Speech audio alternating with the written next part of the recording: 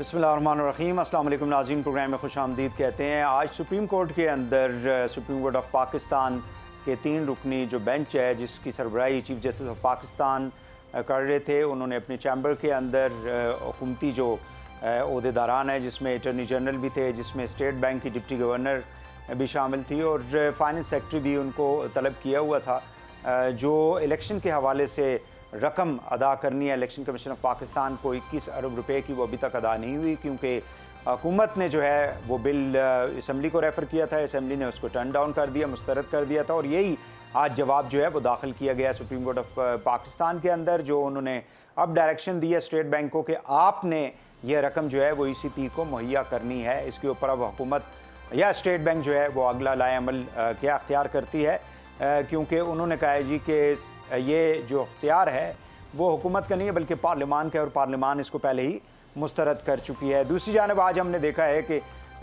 कौमी असम्बली के अंदर जो हमारी आर्मी की सीनियर लीडरशिप है, आर्मी चीफ, DGI, बाकी हुक्काम ने मुल्क की जो सलामती की जो सूरत हाल है, ख़ासकर दहशत गर्दी की जो हालिया लहर हमने पूरे मुल्क के अंदर देखी, खासकर फाटा के एरिया, अफ़गानिस्तान के साथ अटैच जो हमारे डिस्ट्रिक्ट्स हैं जो फॉर्मर फाटा थे, या बलूचिस्तान के अंदर जिस किस्म की जो कार्रवाइयाँ की जा रही हैं, इंटेलिजेंस बेस्ड ऑपरेशंस जो किए जा रहे हैं, उस हवाले से और बाकी जो चैलेंजेस हैं मुल्क के अंदर इंटरनल सिक्योरिटी के, उसके ऊपर जो है कौमी असम्बली के जो अरकान हैं, मुंतखब नुमाइंदे हैं, उनको कॉन्फिडेंस में लिया गया, एतमाद में लिया गया और उनको बताया गया है कि इस वक्त सूरत हाल क्या है। क्योंकि फाटा के जो मेम्बरान हैं, कुछ जैसे अली वज़ीर हैं जिनको अरेस्ट भी किया गया था और उनके साथ बाकी जो लोग थे, वो शायद किसी किस्म के ऑपरेशन जो है जिसका फ़ैसला पिछले हफ्ते में कौमी सलामती कमेटी जो है वज़ीर आज़म ने जिसको हेड किया था उसमें किया गया था, उसकी मुखालफत की थी। सो इस हवाले से ब्रीफ़ किया गया था और इमरान खान जो है उनको 26 अप्रैल तक लाहौर हाई कोर्ट ने जो है वो ज़मानत में तोसी कर दी है। बट इम्पॉर्टेंट जो इस वक्त मामला है वो सुप्रीम कोर्ट का है कि सुप्रीम कोर्ट जो है वो गाए बगाए डायरेक्टिव दे रही है कि इलेक्शन जो है उनको करवाया जाए अपने टाइम के ऊपर, पंजाब के अंदर KP में है, और हुकूमत जो है उस हवाले से अभी तक तैयार नहीं है। इन तमाम इश्यूज़ के ऊपर हम गुफ्तगू करेंगे। मेरे साथ स्टूडियो में मौजूद हैं जनाब बैरिस्टर गौहर खान साहब, आप advocate supreme court of Pakistan के और PTI के आप सरकर्दा रहनुमा भी हैं। बहुत शुक्रिया आपका बैरिस्टर साहब, आप तशरीफ़ लाए। जनाब हसन रज़ा पाशा साहब हैं, आप chairman executive committee Pakistan bar council, senior advocate supreme court of Pakistan है। बहुत शुक्रिया हसन रज़ा पाशा साहब आपका भी, आपने हमें कीमती वक्त दिया।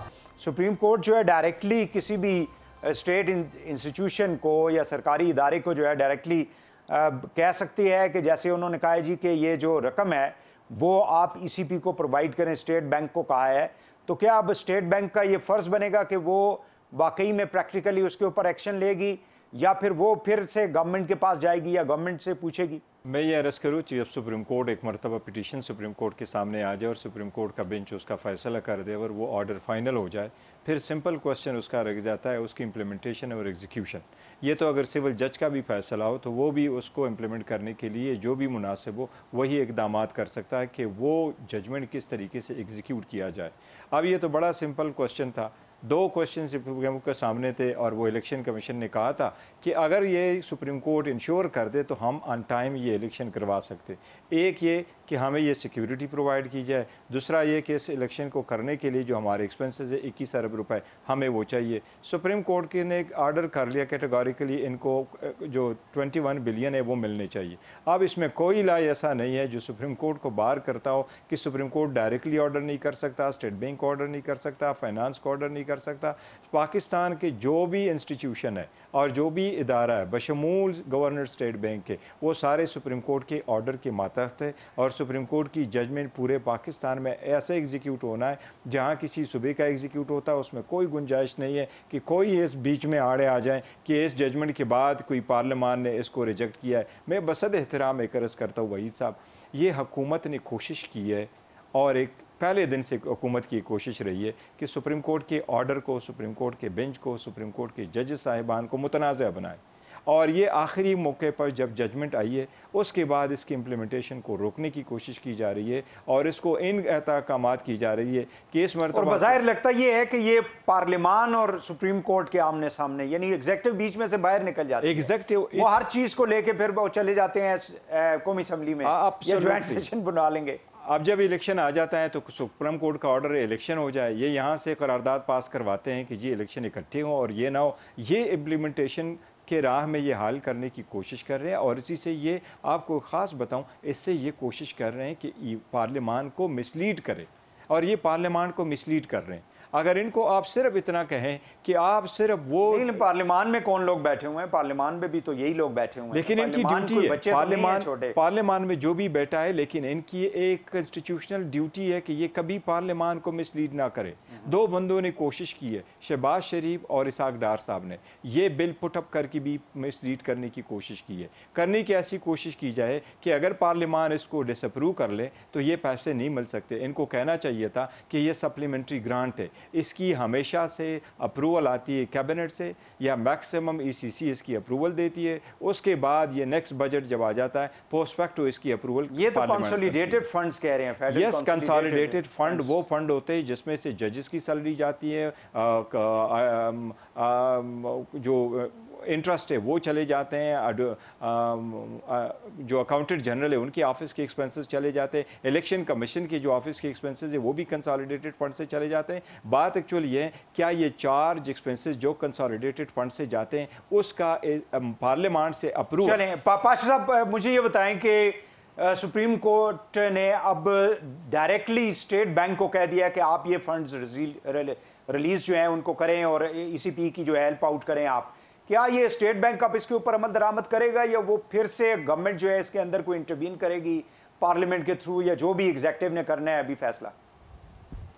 देखिए, आर्टिकल 190 के तहत सुप्रीम कोर्ट ऑफ पाकिस्तान के जो ऑर्डर्स, जो डायरेक्शंस, वो हर इदारे को माननी लाजम है, इसमें कोई दूसरी राय नहीं है। और यही आर्टिकल, इसी की इख्तियारात इस्तेमाल करते हुए सुप्रीम कोर्ट ऑफ पाकिस्तान ने स्टेट बैंक ऑफ पाकिस्तान के गवर्नर को ये हदायत की कि वो पैसे जमा कराए। अब स्टेट बैंक ऑफ पाकिस्तान जो है वो ऑटोनोमस बॉडी भी बन चुका है और इस वक्त वो गवर्नमेंट के मतहत नहीं है। और आप देखें कि पहले टू सम एक्सटेंड, मैं थोड़ा सा एक कदम और आगे बढ़ूंगा कि ये कुछ IMF के मतहत भी बन गया और वर्ल्ड बैंक के भी, कि पिछले रजीम में जनाब इमरान खान साहब के रजीम में गवर्नर बाकर रजा साहब को उधार पे लिया गया वर्ल्ड बैंक से, और फिर उनको चेकअप बैलेंस के लिए डिप्टी गवर्नर भी वहां से ही लाया गया। जो रजीम चेंज होती ही वो वापस अपनी साबका उसमें चले गए। तो ऐसी सूरत में जबकि सुप्रीम कोर्ट का ऑर्डर तमाम पे बाइंडिंग है, ये अगर ऑटोनोमस बॉडी है तो फिर उस पे बाइंडिंग है, इसमें कोई दूसरी राय नहीं है। पाशा साहब, मुझे ये बताएं कि ये इम्प्रेशन, बल्कि इम्प्रेशन क्या, ये तो एग्जैक्टली अगर हम फेडरल मिनिस्टर्स को सुने, काबीना के जो लोग हैं, बाकी भी जो इस वक्त गवर्नमेंट के अंदर इत्तेहादी हुकूमत की जो पॉलिटिकल पार्टीज़ हैं, इत्तेहादी हैं, वो कहते हैं कि वन मैन शो जो है उसको नहीं माना जाएगा supreme court of Pakistan, and this they refers to honourable chief justice of Pakistan. तो मुझे ये बताएं कि ये वाकई में ये कोई वन मैन शो हो रहा है वहाँ पे, ये कोई पॉलिटिकली मोटिवेटेड हैं ये बेंचेस सारे, जिसकी वजह से गवर्नमेंट जो है वो उनके ऊपर इतराज़ लगा रही है, या फिर ये अपना एक बयानिया जो है, केस जो है वो लेके पब्लिक के पास जाना चाह रहे हैं, they want to try to block the decisions taken by the supreme court कि उनके ऊपर अमल दरामद ना हो सके? मैं तो गवर्नमेंट के किसी एक्ट को इस हवाले से सपोर्ट नहीं करता, लेकिन एक चीज जो बतौर representative capacity as chairman executive Pakistan bar council में एक बात करूंगा कि ये जो कॉन्स्टिट्यूशन ऑफ बेंचेस का इख्तियार ऑनरेबल चीफ जस्टिस साहब के पास है, उसमें हमारे भी मुतालबात ये पिछले 2 दहाइयों से रहे हैं कि उसमें कलेक्टिव विजडम के लिए 2 सीनियर जजेस को शामिल करें, या सुप्रीम कोर्ट पूरी फैसला करे कि कॉन्स्टिट्यूशन ऑफ बेंचेस किस तरह होने हैं। अनफॉर्चुनेटली पिछले 2-2.5 साल से फुल कोर्ट मीटिंग नहीं हुई। एक होता है फुल कोर्ट बेंच, मैं अर्ज कर रहा हूँ फुल कोर्ट मीटिंग के जजेस बैठ के अपना लायामल तय करते हैं। और पहले हमने ये देखा कि जब भी जुडिशल ईयर स्टार्ट होता है उस वक्त एक जुडिशल फुल कोर्ट मीटिंग होती है और वो फिर सुप्रीम कोर्ट ऑफ पाकिस्तान पूरे साल के लिए अपना एक गोल सेट करती है कि हमने ये करना है और ये मामलात हैं। लेकिन अभी मीटिंग ना होने की वजह से ये चीज़ें सामने आ रही हैं। और हाँ, जहाँ तक हमसाया मुल्क इंडिया की तरफ देखें तो वहाँ पे ये देखने में आया है कि सुओ मोटो पावर्स उस वहाँ के चीफ जस्टिस साहब को भी हासिल है, सुप्रीम कोर्ट को भी हासिल है। लेकिन आज से 4 साल पहले एक इंटरव्यू देखा था एक chief justice supreme court India का, उन्होंने ये कहा था कि मैंने अपनी पूरी जिंदगी में 2 सुओ मोटो लिए सिर्फ, और अगर कोई केस आ जाता है हमारे पास सुओ मोटो एक्शन लेने के लिए तो वैसे ये रस्म जो है ये तो जी जी नहीं जी पूरी बात सुन ले जी कि मैं अकेला फैसला नहीं करता बल्कि पूरी सुप्रीम कोर्ट ऑफ इंडिया बैठती है, वो उसके प्रॉस एंड कॉन्स देखती है, फैसला करती है कि क्या ये, यानी आपकी बात को जो अंडरस्टैंड किया जाए कि जो लॉ अभी गवर्नमेंट जो है वो इन द प्रोसेस है बनाने के लिए, जिसको ऑलरेडी उसके ऊपर कल एक ऑर्डर भी पास कर दिया 8 रुकनी बेंच ने, आप उसकी यानी तायद कर रहे हैं कि there should be a collective wisdom for deciding about you know these suo motu cases 184(3) की जो आप बात कर रहे हैं। बिल्कुल मैं इसलिए कर रहा हूँ कि अभी मैं आज अपने ऑफिस में गया, मैंने अपने सेक्रेटरी साहब से ये कहा कि पाकिस्तान बार कौंसिल की इस हवाले से जो मुख्तलिफ रेजोल्यूशंस हैं वो मुझे दिखाए, तो वो देखा कि 2008 में भी ये रेजोल्यूशन पास हुई 184(3) की एपेलेट जुरिस्डिक्शन बनाने के लिए। अगर इजाजत है मैं क्विकली जरा ब्रेक ले लूं एक, और फिर मैं वापस आऊं जनाब गौर खान साहब की तरफ आते हैं और उनसे एक डिफरेंट दूसरा जो सवाल है जुडिशरी के हवाले से वो पूछते हैं। ब्रेक के बाद नाज़रीन हमारे साथ रहिएगा।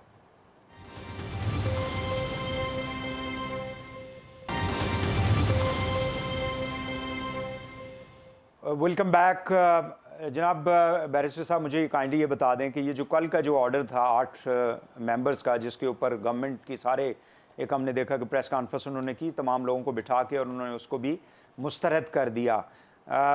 उसके अंदर जो इम्पोर्टेंट पैरा है वो आखिरी पैरा ही है जिसमें उन्होंने कह दिया है जी कि अगर ये प्रोसेस के अंदर है और इसके ऊपर किसी किस्म की अमल दरामद जो है इस लॉ के ऊपर नहीं हो गई जब तक कि इसके ऊपर फर्दर, और 2 मई का टाइम दिया गया है जिसमें पाकिस्तान बार कौंसिल है, पाकिस्तान बार एसोसिएशन है, जिसमें तमाम सियासी जमातों को भी उसके अंदर और अटॉर्नी जनरल को भी बुलाया गया। क्या कहेंगे आप, ये वाकई में ये कोई वन मैन शो हो रहा है, पोलिटिसाइज हो रही हैं चीज़ें?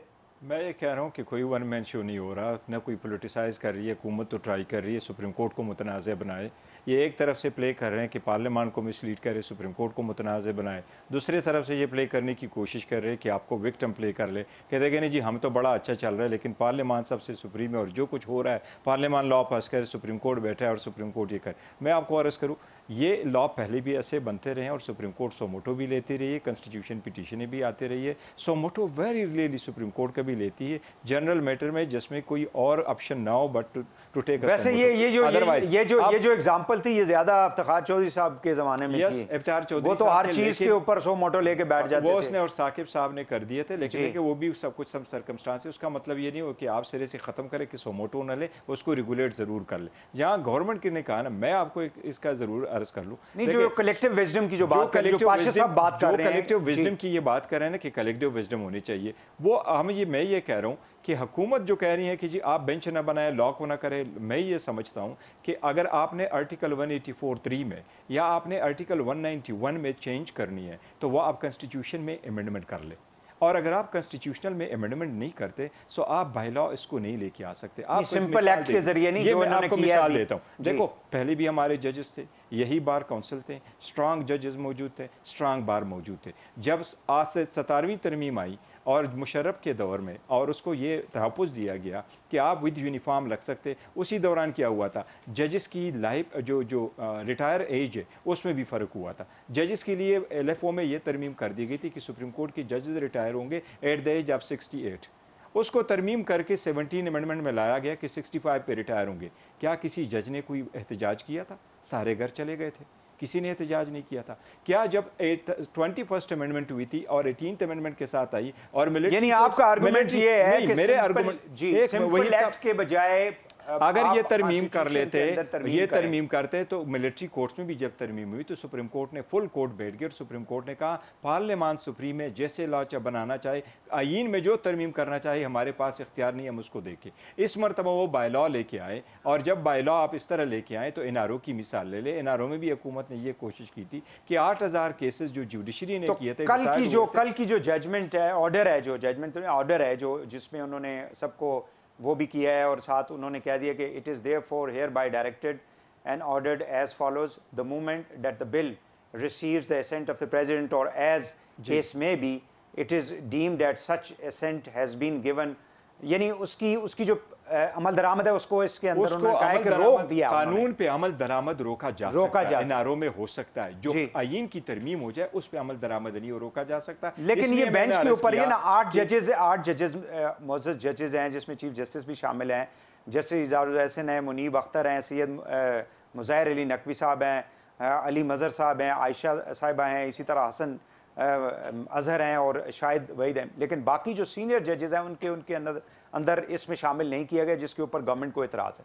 देखिए, गवर्नमेंट को इतराज़ नहीं होना चाहिए, ये रूल सुप्रीम कोर्ट के बने हैं और ये उनको इख्तियार देता है और ये हमेशा से चीफ जस्टिस का इख्तियार रहा है। मैं आपको बताऊं, अगर आप उठाएं अगर आप उनकी हिस्ट्री थोड़ी सी देख लें, जब नाज़िम हुसैन सिद्दीकी साहब थे एक किस्म की बेंचेस बनाते, ज़्यादा जावेद इकबाल साहब उनके साथ हुआ करते थे।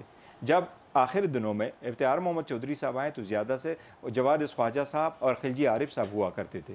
जब जवाद ख्वाजा साहब थोड़े दिनों के लिए आए तो तुरोउड के टेनेवर में काजी फ़ाई ईसा साहब और दोस्त मोहम्मद साहब उनके साथ हुआ करते थे। ये होता ही रहता है, जजेस सर्टन जजेस। चलें पाई साहब, मुझे ये बताएं कि is it one man show that the government mostly से, और जिस तरह से ज़ाहिर है कि चीफ जस्टिस साहब के हवाले से जो गुफ्तगू की जाती रही तकरीर के अंदर भी, PMLN की जो क़यादत करती है या गवर्नमेंट ये करती है एज ए जॉइंट गवर्नमेंट इत्तेहादी, डू यू थिंक कि ये जस्टिफाइड है सुप्रीम कोर्ट के हवाले से? बिल्कुल, मैं समझता हूँ कि ये जस्टिफाइड है। आप देखें, सबसे बड़ा इफेक्ट ही कौन होगा इस कानून बनने से? यकीनन जो आने वाले चीफ जस्टिस हैं काजी फायद ईसा साहब, वो इफेक्टिव होंगे।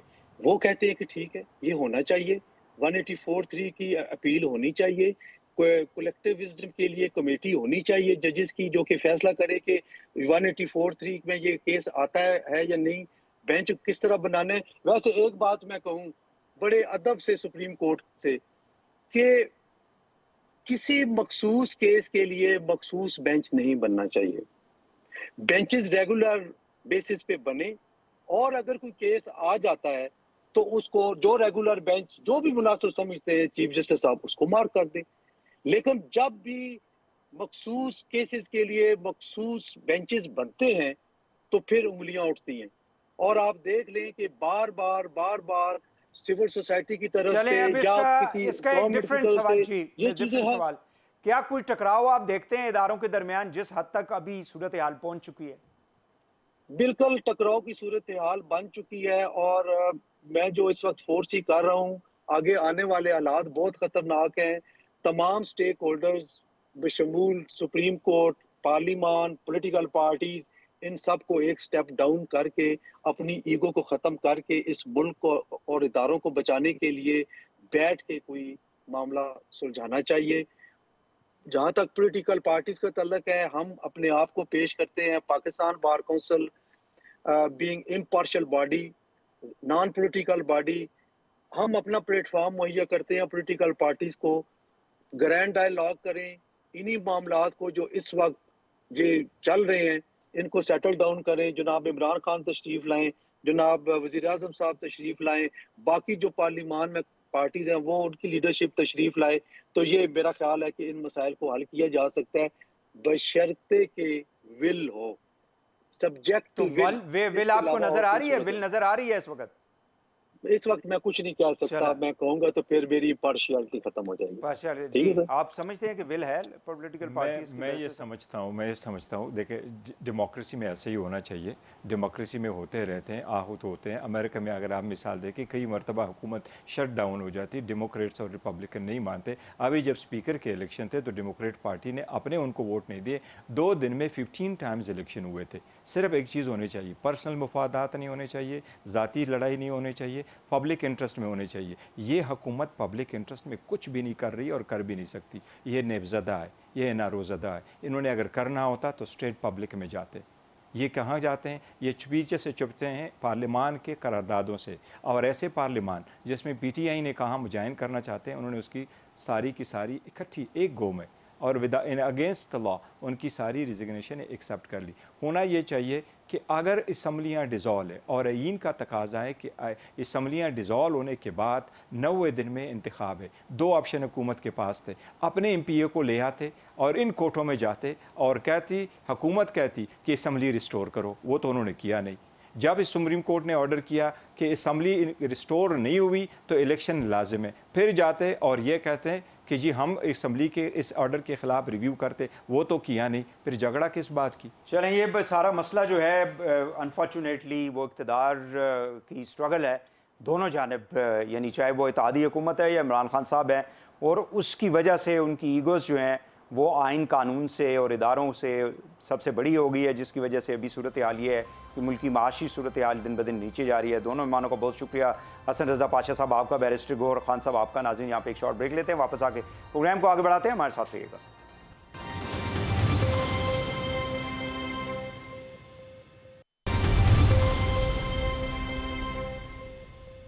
नाज़रीन, इस वक्त हमारे साथ मौजूद हैं सेनेटर मुशाहिद हुसैन सैयद साहब।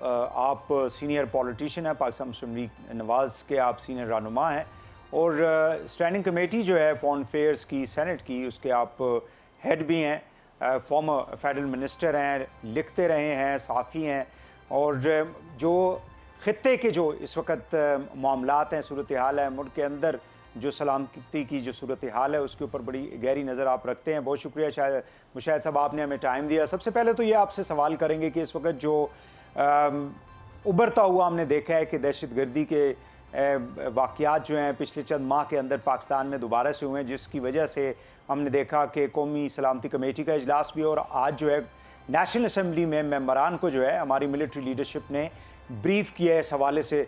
तो इसको आप किस तनाजुर में देखते हैं कि जो काउंटर टेररिज्म की हमारी जो एफर्ट्स हैं उसमें किस हद तक हेल्पफुल होगी, ख़ासकर जो अवामी नुमाइंदे जो हैं उनको कॉन्फिडेंस में जब लिया जाता है? तो अस्सलाम वालेकुम जी वहीद हुसैन साहब और आपके व्यूअर्स को मेरी तरफ से बड़ा अस्सलाम वालेकुम। देखें जी, ये बड़ा इंपॉर्टेंट इशू बन गया है, और पिछले साल भी ब्रीफिंग हुई थी जुलाई 2022 में भी, उसमें भी ये ब्रीफिंग दी गई थी। और बुनियादी इशू हमारा है 2। एक तो है कि पाकिस्तान के अंदर एक काउंटर टेरर स्ट्रेटजी बनाने में, एक पुख्ता स्ट्रेटजी जो एक पायदार स्ट्रेटजी हो, वो हम नाकाम रहे हैं। क्योंकि लीड ऑर्गेनाइजेशन, आपको मालूम है, जब APS पर अटैक हुआ था पेशावर में 2014 को, फैसला हुआ था नेक्टा होगी, नेशनल काउंटर टेररिज्म अथॉरिटी, उसको तो हमने फाल नहीं किया। और फिर उसके बाद नेशनल एक्शन प्लान बना, और वो भी खैर वो शुरू में कुछ चला, फिर बाद में हम भूल गए। और अब फिर जब दहशतगर्दी का मसला उभरा है तो हम फिर से we are going back to the drawing board. एक तो वो एस्पेक्ट है।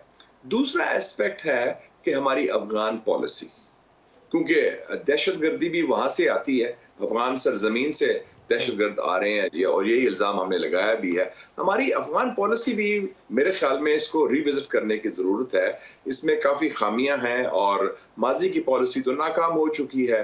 मैं तो उसका वैसे भी तनकीद करने वालों में था शुरू में भी, कि हमने टेकन फॉर ग्रांटेड था कि जी अफगानिस्तान में हमने अपने बंदे इंस्टॉल कर लिए हैं, हमने बड़े जश्न मनाए कि हमारे बंदे हैं, सारा हमारी जेब में है ये हुकूमत। तो ऐसी तासुर गलत दिया गया, और अब ये भी कहते हैं कि जी पहले हम उनकी तर्जमानी करते रहे नई हुकूमत की अफगानिस्तान में, जो 15 अगस्त के बाद आई थी अफगान तालिबान की, और अब आप हुकूमती हल्के कह रहे हैं कि हम उनको हिट करेंगे, हम उनको स्ट्राइक करेंगे, हम उनको उनके अड्डों पर बमबारी करेंगे। ये दोनों बड़े एक एक्सट्रीम ऑप्शंस हैं, और मेरे ख्याल में हम अफगानिस्तान को डिप्लोमेसी के ज़रिए, खामोश गुफ्तगू के ज़रिए कायल करना चाहिए, ताकि हमसाया है हमारा, आगे हिंदुस्तान से आपको पता है ताल्लुकात कैसे हैं, तो ये ना हो कि वो अफगानिस्तान की हुकूमत को हम ऐसा धक्का दे दें कि वो भी हिंदुस्तान की गोद में जाग बैठे।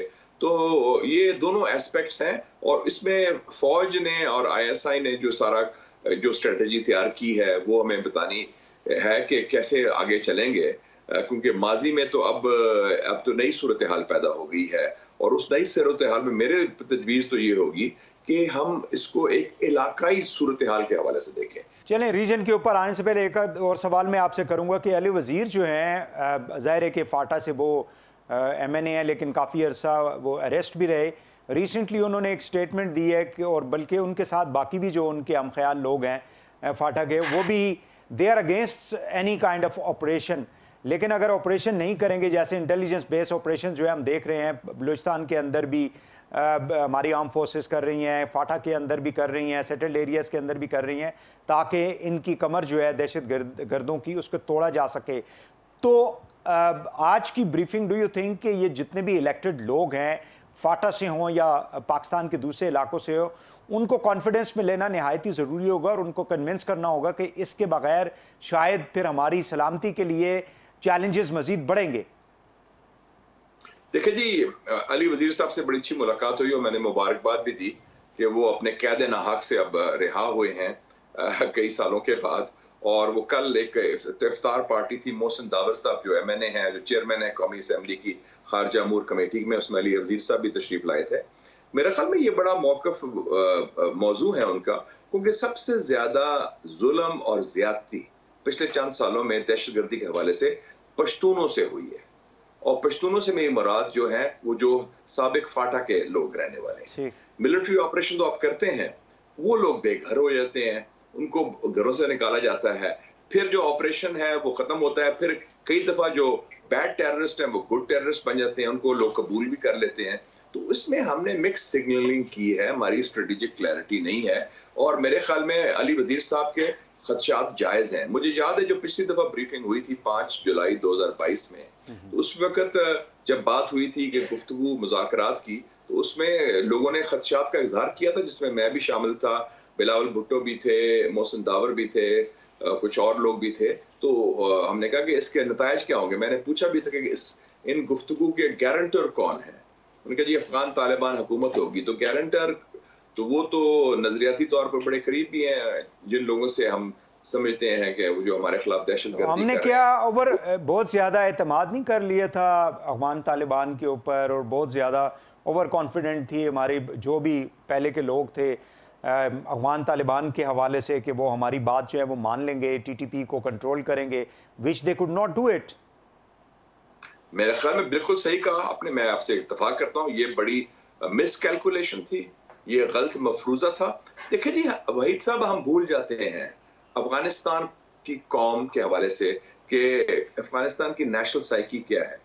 अफगानिस्तान में भी poor but they are very proud people, एक तारीख, उनकी तारीख है बड़ी, यमन के अवाम की तरह वो लड़ते रहे अपनी आज़ादी के लिए, चाहे अफगान तालिबान हो या अशरफ गनी हो या हामिद कारज़ाई साहब हो या डॉक्टर नजीबुल्लाह जो कम्युनिस्ट हुकूमत के लीडर थे। They are first Afghans. फिर आपके साथ वो बात करेंगे।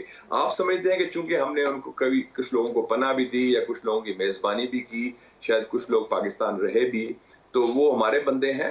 वो फर्स्ट एंड फॉरमोस्ट वो अफगान्स हैं, दे आर अफगान नेशनलिस्ट, और उनका बड़ा सख्त मौक़िफ़ है अफगानिस्तान की आज़ादी, अफगानिस्तान की शनाख्त, अफगानिस्तान की सॉवरेनिटी के हवाले से। तो हमारा ख्याल ये था कि हम जो मर्जी घर वाली बात है, ये बात नहीं चलती, ये गलत मफरूजा था, ये मिस कैलकुलेशन थी। और अब हमें समझ आ रही है कि it's not easy to deal in such a situation जो हम समझते थे कि हमारी जेब में ये लोग बैठे हुए हैं। चाइना जो है दुनिया के अंदर अपनी मईशत को पिछले कई सालों से जो है वो मजबूत कर रहा है, और उनकी पॉलिसी ये है कि हमने कॉन्फ्लिक्ट में नहीं जाना। ताइवान को अगर हम देख लें, उसके रीजन के अंदर अगर हम देख लें, तो वो कोशिश उनकी ये होती है कि पीस से चीज़ों को मामलात को हल किया जाए। अभी रिसेंट जो आपने पहले जिक्र भी किया, सऊदी अरेबिया ईरान का जो है मिडल ईस्ट के अंदर बड़ा इंपॉर्टेंट एक ब्रेक थ्रू है। अगर ये दोनों ममालिक मुस्लिम ममालिक मजबूत ममालिक है, अगर उनके मसले हल हो जाते हैं, यमन का भी मसला हल हो जाता है, कल को शाम भी इसके अंदर शामिल है, तो ये बड़ा अच्छा होगा। आप भी अभी रिसेंटली चाइना गए हैं, तो पाकिस्तान के हवाले से उनके क्या इस वक्त सोच पाई जाती है? बिकॉज पिछले चंद अगर हम सालों में देखें तो कुछ ऐसी खबरें आती रही कि वो CPEC के हवाले से they were not happy with us. देखिए जी, ये बड़ा इंपॉर्टेंट सवाल पूछा। मैं चाइना 3 साल के बाद गया हूँ और चाइना के बारे में थोड़ा बहुत मैं जानता भी हूँ, क्योंकि मैंने चाइना के बारे में पढ़ा भी है और कई ट्रैवल भी किया है। 2-3 चीजें वाज़ेह हो जाएं। एक, नंबर 1, चीन पाकिस्तान दोस्ती के हवाले से वो कहते हैं कि हम पाकिस्तान के साथ चट्टान की तरह खड़े हैं, हर हालत में, हर सूरत हाल में पाकिस्तान का साथ देंगे, सफारती, सियासी और माली हवाले से, मईशी हवाले से। और वो अभी भी देखें 3.25 अरब का उन्होंने रोल ओवर किया, जो पैसा सबसे पहले उन्होंने दिया, फिर सऊदी अरेबिया ने दिया, फिर UAE ने दिया।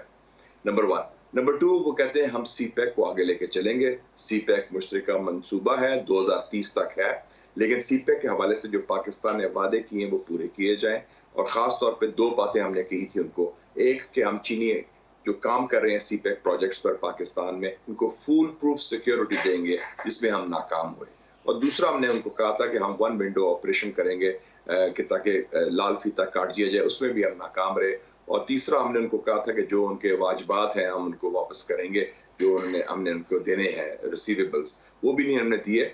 और तीसरी जो अहम बात उन्होंने की मुझे, कहते हैं वो हम आपके दरीना दोस्त हैं, हम आपके मुश्किल वक्त के, अच्छे वक्त के साथी हैं। हम आपसे दर्दमाना अपील करते हैं कि पाकिस्तान के अंदर जो अदम इस्तेहकाम है, तो पाकिस्तान की जो क़यादत है, चाहे हुकूमत हो या हिज़्ब इख्तिलाफ हो, वो अपनी ज़ाती ग्रोही पार्टी वफादारियां से बालातर हो के सोचे, मुल्क का सोचे, मुल्क के अवाम के वेलफेयर का सोचे। और उनको बड़ी तशवीश है कि अगर ये ना होने वाली कुर्सी की जंग कंटिन्यू रही पाकिस्तान के अंदर, जिसमें कोई खात्मा नहीं हो रहा, तो इससे पाकिस्तान को नुकसान पहुंचेगा और पाकिस्तान और चीन दोस्ती के दुश्मन इसका फ़ायदा उठाने की कोशिश करेंगे। ठीक हो गया, बहुत शुक्रिया आपका मुशाहिद हुसैन सैयद साहब, सेनेटर हमारे साथ मौजूद थे नाज़रीन, और पाकिस्तान मुस्लिम लीग नवाज़ के मरकज़ी रहनुमा है। यहाँ पे प्रोग्राम को हम ख़त्म करते हैं। वहीद हुसैन को प्रोग्राम से इजाज़त दीजिए, कल दोबारा आपसे मुलाकात होगी। अल्लाह हाफ़िज़।